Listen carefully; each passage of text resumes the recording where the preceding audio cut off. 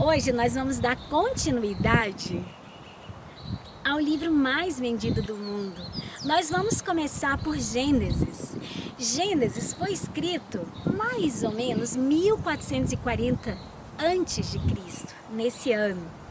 E os teólogos atribuem a escritura deste livro a Moisés. Moisés também escreveu toda a Torá, o Pentateuco, os 5 primeiros livros da Bíblia. Mas qual a história que Gênesis narra? Qual é o centro da mensagem do livro de Gênesis? Então, narra o começo da criação. Narra também como entrou o pecado no mundo. Narra a história do povo que foi escolhido de Deus para formar a nação de Israel, da qual veio Jesus, o Messias. O Espírito Santo de Deus já estava sendo mencionado neste livro, que quer dizer começo, princípio. Então, pairava sobre as águas. Lá no capítulo 1, no versículo 2, o Espírito Santo de Deus estava envolvido na criação do mundo. E qual é o principal conteúdo do primeiro livro da Bíblia? É exatamente a história da redenção. Ela se inicia lá, quando Satanás engana Eva, e Eva consegue desobedecer a Deus. Ali o próprio Deus já começa com o plano da redenção. Quando ele comparece diante de Adão e Eva e pergunta o que aconteceu, então Deus lança uma palavra, porém inimizade, entre o descendente da mulher e a serpente e seus descendentes.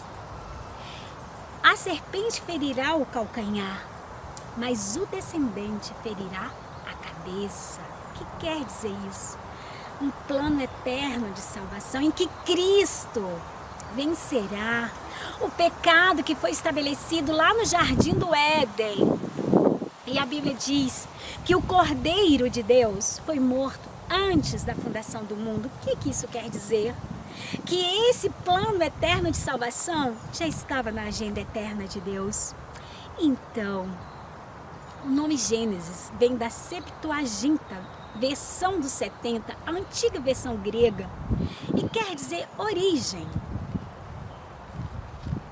Gênesis é um livro que, quando nós mergulhamos nas páginas dele, vamos entender que ele prepara o terreno para a fé bíblica, para a fé cristã extraída da própria palavra de Deus.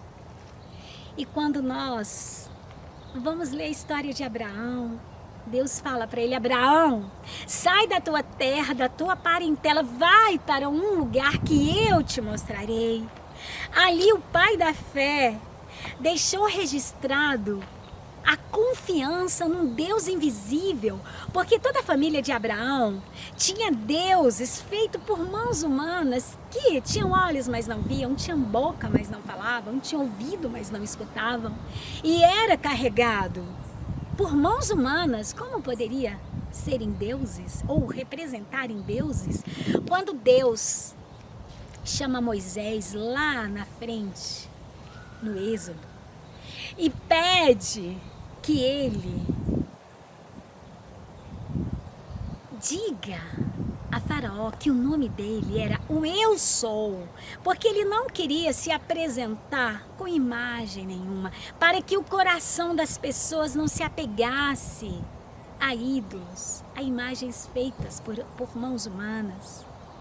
Abraão então larga a sua terra, a sua parentela, e vai até uma terra que Deus ainda iria mostrar.